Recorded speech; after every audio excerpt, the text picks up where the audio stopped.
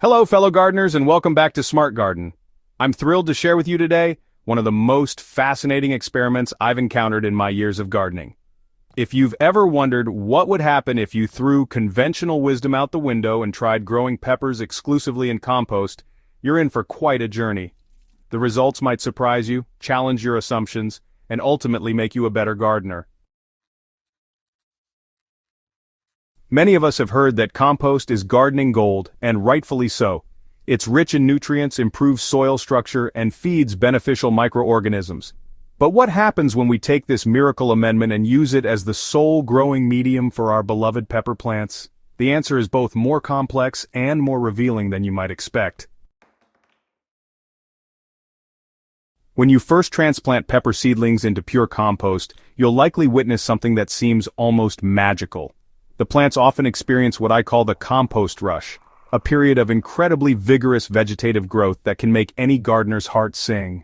Your pepper plants may develop lush, deep green foliage and robust stems at a pace that seems to defy nature itself.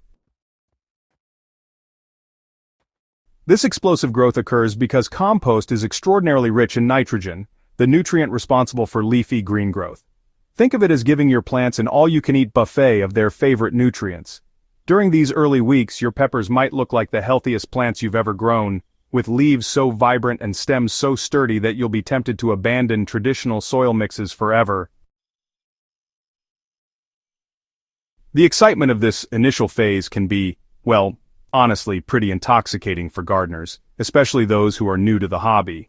You'll find yourself checking on your plants multiple times a day, just marveling at how quickly they're filling out their containers or garden space. Friends and neighbors might even comment on how spectacular your pepper plants look, and you'll feel like you've discovered gardening's best-kept secret. However, as the weeks progress, and you eagerly await the first flowers and, the subsequent fruit set, you may begin to notice something a bit troubling. Despite their impressive vegetative growth, many pepper plants grown exclusively in compost begin to show reluctance when it comes to flowering and fruiting.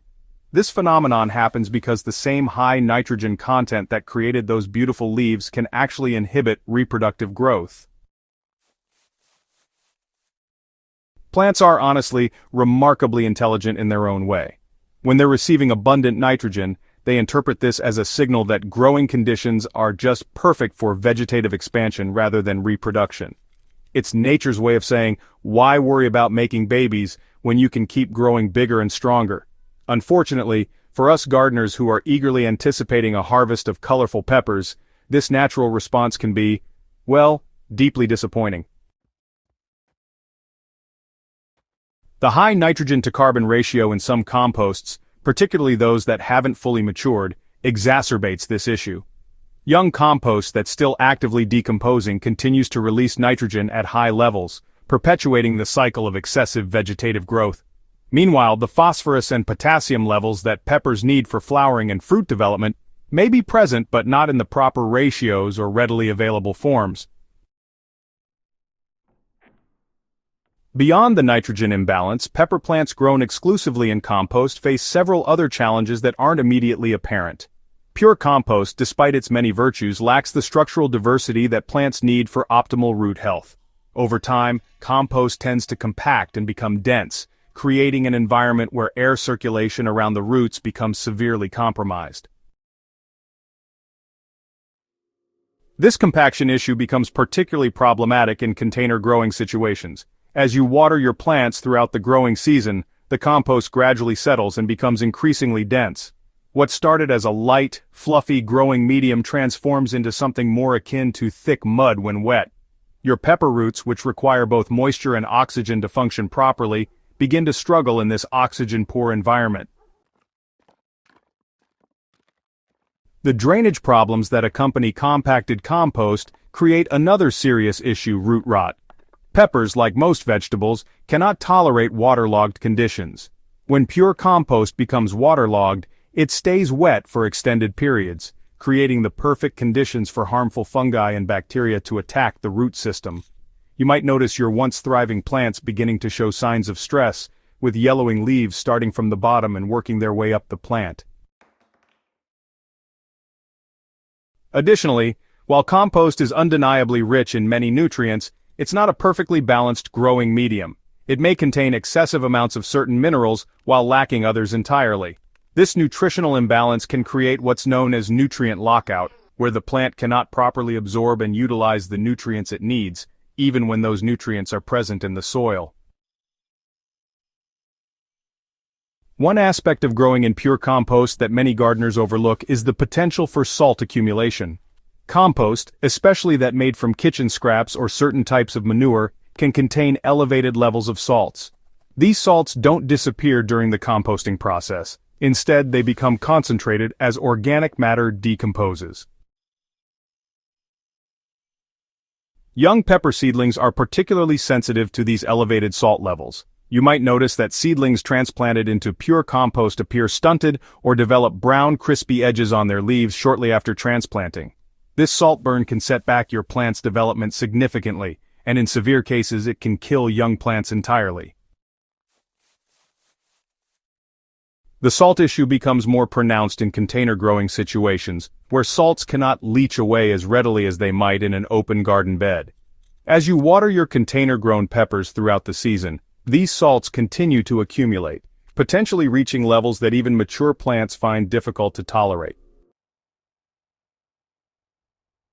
Through these experiments with pure compost growing, we gain valuable insights that make us more knowledgeable gardeners. The most important lesson is that compost, despite its incredible value, functions best as a soil amendment rather than a complete growing medium.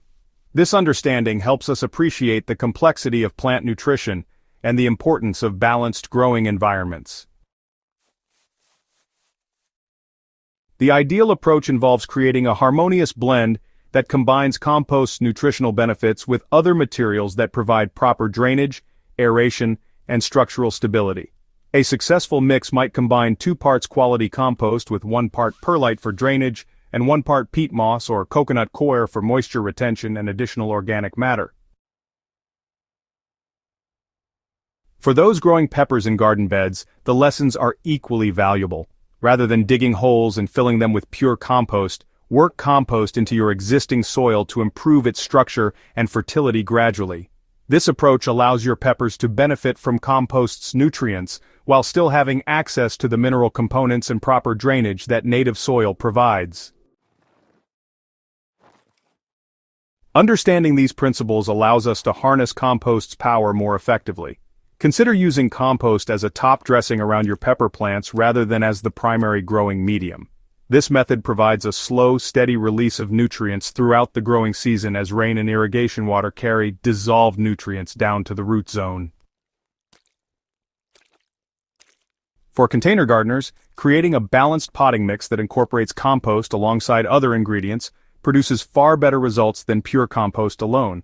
Commercial potting mixes often contain compost as one component among several, and this balanced approach typically yields healthier, more productive pepper plants.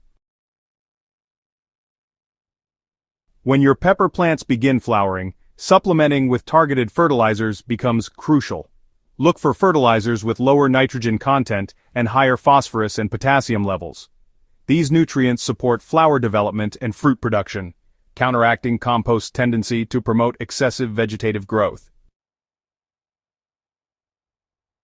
The success or failure of growing peppers in compost often depends heavily on the compost quality itself. Fully decomposed, finished compost that has aged for at least 6 months tends to perform much better than fresh compost that's still actively breaking down.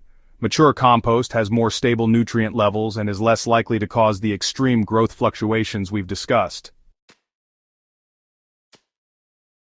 When selecting or making compost for your pepper growing experiments, make sure it has a rich, earthy smell and a dark, crumbly texture. Avoid compost that smells sour or ammonia-like because, honestly, those odors usually mean incomplete decomposition that could harm your plants. The temperature of your compost also matters. Compost that has gone through proper hot composting processes is less likely to contain weed seeds, harmful pathogens, or excessive salt levels that could damage your pepper plants. Remember, fellow gardeners, that every experiment in our gardens teaches us something valuable, even when the results aren't what we initially hoped for. Growing peppers exclusively in compost reveals important truths about plant nutrition, soil structure, and the delicate balance that healthy plants require. These lessons make us more thoughtful, successful gardeners in all our future endeavors. If you found this deep dive into compost gardening as fascinating as I did, please hit that subscribe button and share this video with fellow gardening enthusiasts.